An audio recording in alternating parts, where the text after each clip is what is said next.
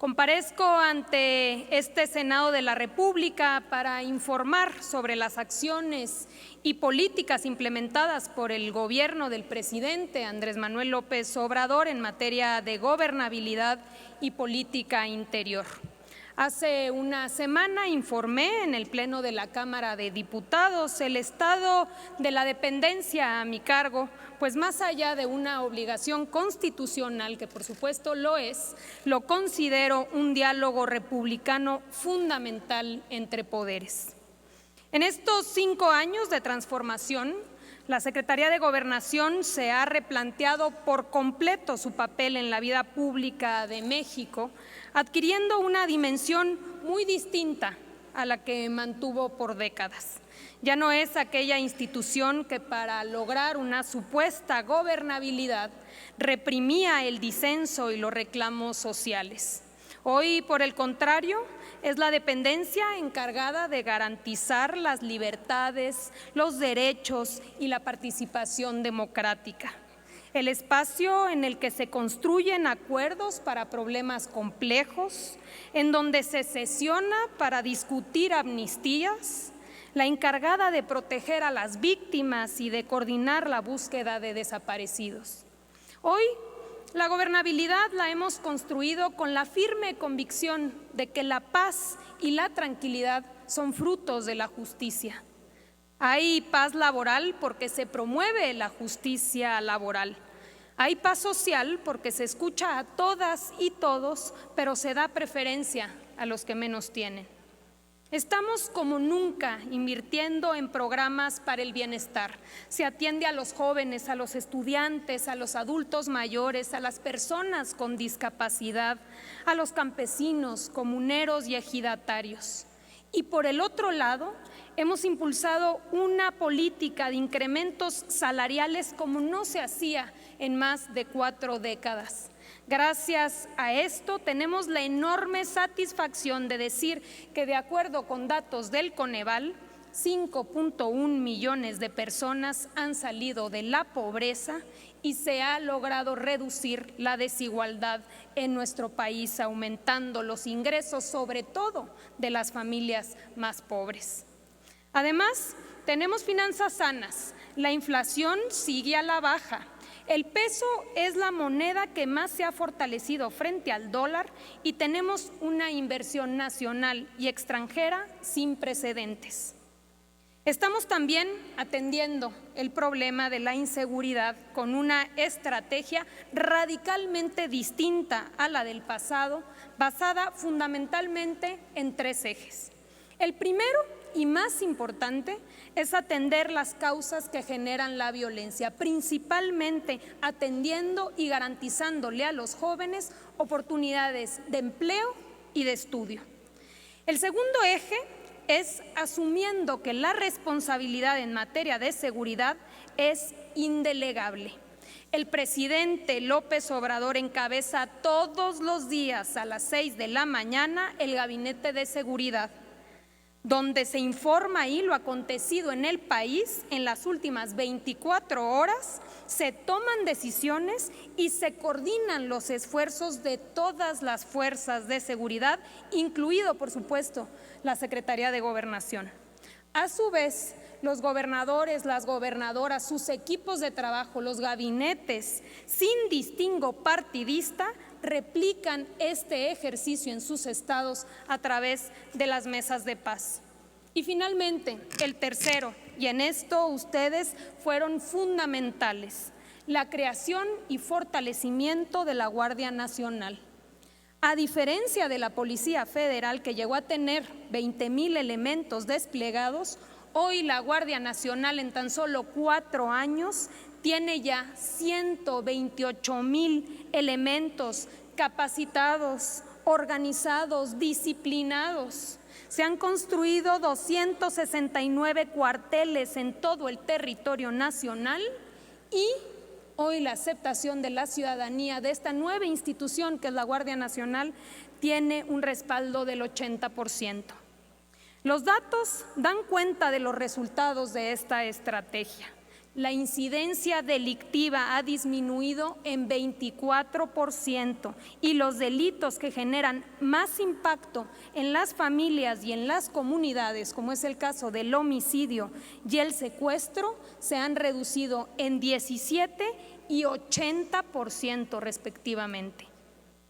En materia de migración, ante el flujo sin precedentes de personas y familias que transitan por nuestro territorio hacia los Estados Unidos, estamos atendiendo el fenómeno de manera estructural y coordinada con los países de origen y destino bajo una perspectiva integral de desarrollo y derechos humanos para que la gente no migre por necesidad y tenga alternativas donde están sus raíces, sus familias y sus costumbres. Abordamos este tema hace unos días en el diálogo de alto nivel México-Estados Unidos. Ahí expresamos nuestro interés en ampliar las estrategias que han demostrado reducir la intención de migrar en El Salvador y en Honduras. En ese sentido, el próximo 22 de octubre en Palenque se llevará a cabo una cumbre convocada por el presidente López Obrador con 11 de sus pares de Latinoamérica y el Caribe, precisamente para elaborar un plan conjunto de atención al flujo migratorio. Hemos sostenido que ni los muros ni las deportaciones serán suficientes para desalentar a quienes arriesgan su vida con el anhelo de mejorarla, y que los bloqueos económicos solo acrecentan el problema. Por otro lado, seguiremos insistiendo que el gobierno de Estados Unidos permita que los trámites migratorios se realicen desde los países de origen para que no se vean en la necesidad de emprender el riesgoso camino hacia la frontera norte. Reforzamos la capacidad y seguridad de las estaciones migratorias y promovemos la incorporación de la población migrante en el mercado laboral a través de la tarjeta de visitante trabajador fronterizo que, en coordinación con el Instituto Mexicano del Seguro Social, ha realizado la asignación de 23,424 números de seguridad social en poco más de un año. En materia de refugio y asilo, México honra su tradición de proteger a quienes son perseguidos por su ideología, religión o que son desplazados por crisis económicas y humanitarias. Hay que destacar que en los últimos años México se ha convertido en el tercer país a nivel mundial con el mayor número de solicitantes de la condición de refugiados, tan solo detrás de Estados Unidos y Alemania. En este año, el número de solicitantes suma ya 113,000 personas. Esta administración ha otorgado la condición de refugiado a 97,300 personas, es decir, 642% más que el sexenio anterior. Atendemos de forma prioritaria la búsqueda de personas de desaparecidos a través del fortalecimiento de la Comisión Nacional de Búsqueda, cuyo presupuesto se ha incrementado en 134% en este sexenio y se prevé duplicarlo para 2024. Se han conformado las 32 comisiones estatales de búsqueda, así como el Centro Nacional de Identificación Humana, para dar respuesta efectiva, técnica y científica al número de personas no identificadas a lo largo de los años. Se han realizado 4,560 jornadas de búsqueda en campo en 30 entidades y 621 municipios del país. Esto siempre en coordinación con las autoridades de los 3 órdenes de gobierno y sobre todo con la participación de las familias de personas desaparecidas, colectivos y organizaciones de la sociedad civil, quienes son acompañadas por elementos de seguridad para salvaguardar su integridad. Trabajamos para contar con un registro de desaparecidos que sea confiable y que sea útil para la búsqueda de personas, ya que el registro actual tuvo deficiencias que permitieron duplicados, registros incorrectos, muchos de ellos sin información mínima que permita la identificación de las personas desaparecidas. En los próximos meses intensificaremos las brigadas de búsqueda y localización de la mano de los gobiernos estatales. Además, publicamos ya la convocatoria para elegir a la nueva o nuevo comisionado. La Comisión para la Verdad y Acceso a la Justicia sobre el caso Ayotzinapa ha fortalecido en su segundo informe las líneas de investigación para encontrar a los estudiantes que siguen desaparecidos, para castigar a los responsables y brindar justicia y consuelo a sus familias y a la sociedad ante los hechos vergonzosos que constituyen un crimen de Estado. Hoy sabemos que los estudiantes no formaban parte del crimen organizado y que agentes estatales y autoridades del más alto nivel participaron en la fabricación de la verdad histórica. El informe también señala la localización de los restos de 3 de los 43 estudiantes y el desarrollo de acciones de búsqueda para localizar a los 40 que permanecen desaparecidos, incluyendo la identificación genética de restos óseos y la búsqueda de nuevas fuentes de información y de posibles testigos.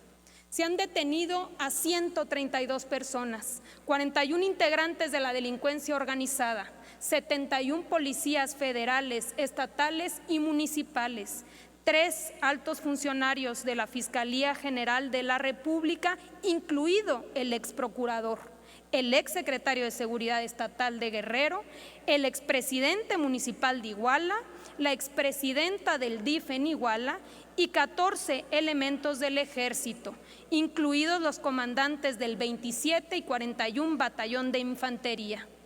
Además, existen 3 solicitudes de extradición de personas que se encuentran en Israel y en Estados Unidos, entre ellos Tomás Cerón, acusado de tortura. El gobierno de la Cuarta Transformación respeta y promueve el pensamiento crítico y la libertad de expresión. No utilizamos el poder del Estado para silenciar a la disidencia, sino que se realizan esfuerzos para proteger a periodistas y defensores de derechos humanos cuya integridad está en riesgo a causa de su actividad profesional. El presupuesto del mecanismo de protección a periodistas y defensores de derechos humanos se ha incrementado en 125% respecto al sexenio anterior, pasando de 780 millones de pesos a 1.750 millones. Además, se ha fortalecido la adhesión de 1.378 defensores y periodistas adicionales a los 800 que ya existían en 2018, lo que representa un incremento del 173%. Actualmente están incorporados 2.776 personas, de los cuales 603 son periodistas, 1.181 son defensores de derechos humanos y 391 son personas protegidas indirectas. En materia de atención a víctimas, la CEAV se ha fortalecido para otorgar medidas de ayuda, asistencia y reparación integral del daño, así como 124,000 servicios especializados en materia psicológica, médica, de asesoría jurídica en sus 32 centros de atención integral. De 2018 a la fecha, su presupuesto ha aumentado en 28%, lo que ha permitido la atención en los últimos 2 años de más de 8.600 núcleos familiares. En cuanto a reparaciones integrales y compensaciones, se han entregado más de 1.918 millones de pesos a favor de 6,000 víctimas directas e indirectas, destacando, por cierto, que el 80% de las personas beneficiadas corresponden a registros de víctimas de sexenios anteriores. También estamos poniendo atención en las personas en situación de vulnerabilidad y pertenecientes a pueblos y comunidades indígenas que se encuentran recluidas para que tengan su libertad y puedan reintegrarse a la sociedad. De 2020 a la fecha se han otorgado el beneficio de amnistía a 376 personas, es decir, un promedio de 2 cada semana.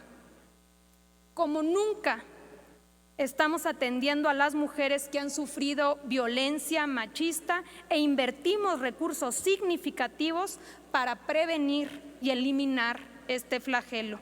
En 5 años se han asignado 4.290 millones de pesos en programas dirigidos a combatir la violencia, un aumento real de 47% si lo comparamos con 2018.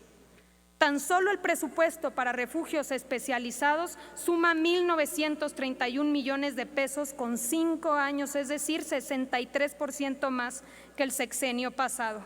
Además, se han establecido 23 centros de justicia para las mujeres, 37 nuevos refugios y 16 centros de atención externa para sumar un total de 561 unidades especializadas que atienden a 360,000 mujeres al año, es decir, 1,000 mujeres cada día.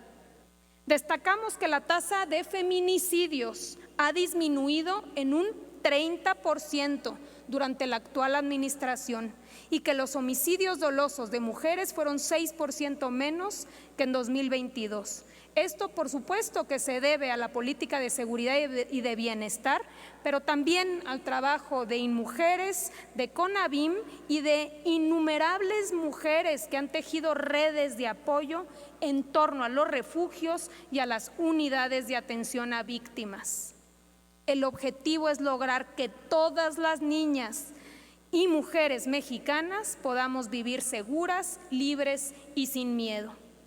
El Ejecutivo Federal promueve el diálogo y la coordinación con los poderes de la Unión bajo el principio republicano de división de poderes, convencidos de que debe haber respeto, debe haber equilibrios, debe haber independencia y que ninguno puede colocarse por encima de otro.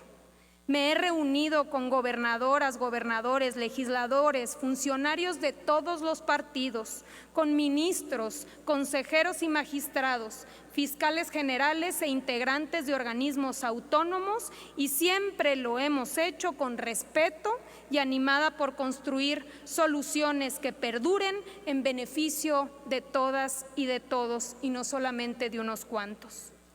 La buena coordinación que el presidente y el gabinete ha mantenido con las y los gobernadores de todos los partidos nos han permitido planear, construir, rehabilitar cientos de obras de infraestructura y también de obras hidráulicas que van a detonar bienestar y progreso en las comunidades y en las regiones del país. Esto se hace convencidos de que ninguna obra puede hacerse a la fuerza, que debe consultarse, siempre informando, convenciendo y obedeciendo a la colectividad. Tan solo este año se han consultado a las comunidades Mayo y Oreme de Sinaloa, a comunidades indígenas de Yucatán y Campeche, a comunidades del norte de Puebla y próximamente estaremos consultando a la tribu Yaqui en Sonora. Estamos fortaleciendo la democracia todos los días porque sabemos que solo haciéndola valer y convirtiéndola en un hábito podemos vivir en paz y armonía.